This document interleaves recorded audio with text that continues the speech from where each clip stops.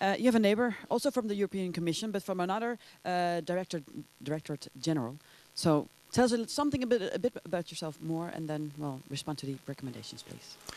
Thanks. So thanks also for the invitation. I think it's a very interesting initiative, and as you will see, it's very relevant to a number of things we are doing. So I'm from the research and innovation side of things. I'm working in a unit called ICT for Inclusions, which cut across a number of the things you're doing.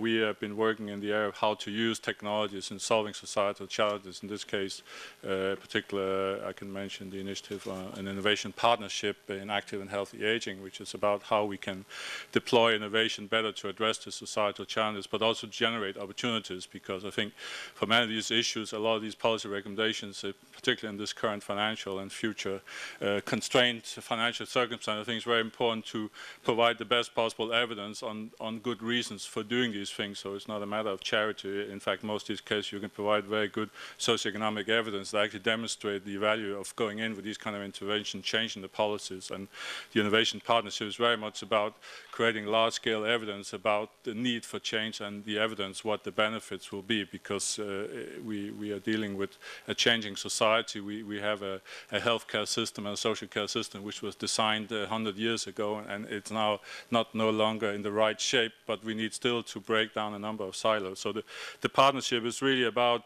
scaling up innovation, creating supply and demand partnerships to really understand what are the real issues where innovation can help solve the problem, and who are the people who can help to provide the solutions for that, but bring them together so we have a common agenda for innovation. Look at the barriers that are preventing current successful scaling up, because today, as you know very well as regions, we have a lot of very interesting examples, but unfortunately they're on a very small scale. They are very scattered around Europe and the world, and there's no mechanisms today really to bring them together and to demonstrate the things. And secondly, how do we scale them up? How do we create a European market or global market which create growth potential for the companies and other actors that can provide the solutions? Because this is also the other side of the pattern. We need to find new ways of creating new jobs in these big areas like health and social care areas where we spend a lot of public money, and we need to find better ways of creating opportunities from spending that money, in particular if we want to keep a minimum level of social and health care, which I think we all want.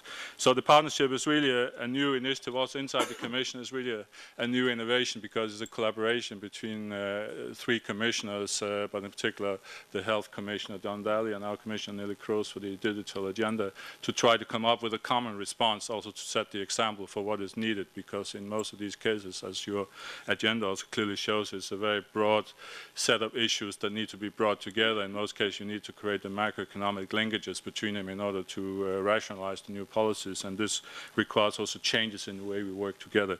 So we have just launched this partnership. It has developed a so-called strategic agenda for innovation, which is really a set of areas where, in the area of active and healthy aging, we have identified, with the help of a broad range of stakeholders, a particular few set of areas where innovation so far has not scaled up, but where it has strong potential to deliver added value, and where we want to now mobilize people across Europe from demand and supply to work together on trying to provide these large-scale cases that can really help to provide the ammunition to change the broader policies.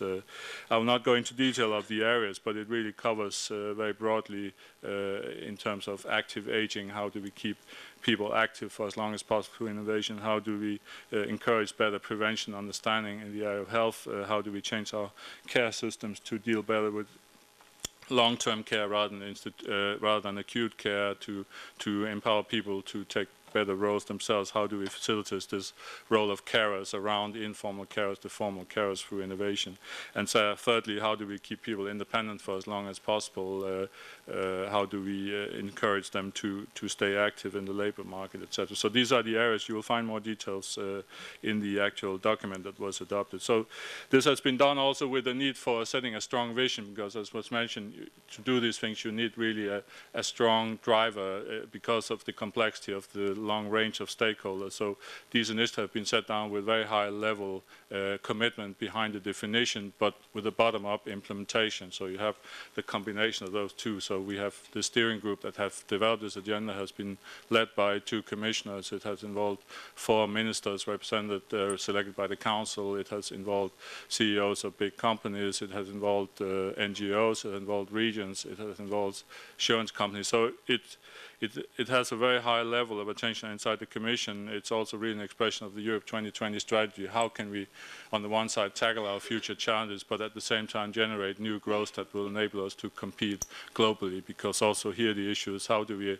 keep the talent that we have here in Europe? How do we create scale so we can attract the investment? Because otherwise, with all the good intention of keeping good social systems without having the finance to do them, we will not be able to do it, and this will certainly be in our face for some time to come. So now the partnership is going into implementation. I'll just again make a very strong plea for everybody who's interested to join up, because the implementation will start and it will be based on calls for expression of commitment. So it's a fully open process. Everybody that are interested in joining up on these areas of activity will have a very good opportunity, and we are very much encouraged, building on networks like yours, to really put in your experience and try now to participate in this exercise.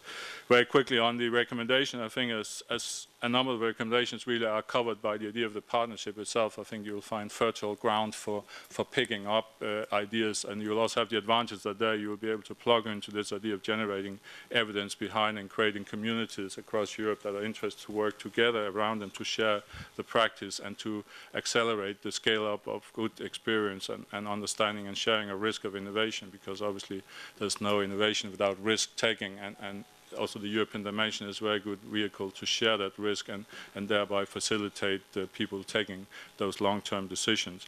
Just for the end, I also want to mention that we're also dealing with another area in my area of activity, which is on the ICT use. So in fact, the digital agenda has the slogan, all Europeans digital, which really means that we want to try to facilitate the possibilities of everybody in society to benefit from access and capabilities to use ICT, and I think you'll find a number of measures that will go along the lines of your recommendations. We're also working, as Anne-Sophie mentioned, on a legislative measure on ensuring web accessibility as one of the concrete means to ensure that all people in society will benefit from using these tools, because we cannot afford to leave people outside anymore. Again, it's really an economic argument that people that are not participating in society are costing money. So we need really to bring everybody to have the capability on board. So I'll finish here, but obviously be very happy to take any questions from you. Thanks.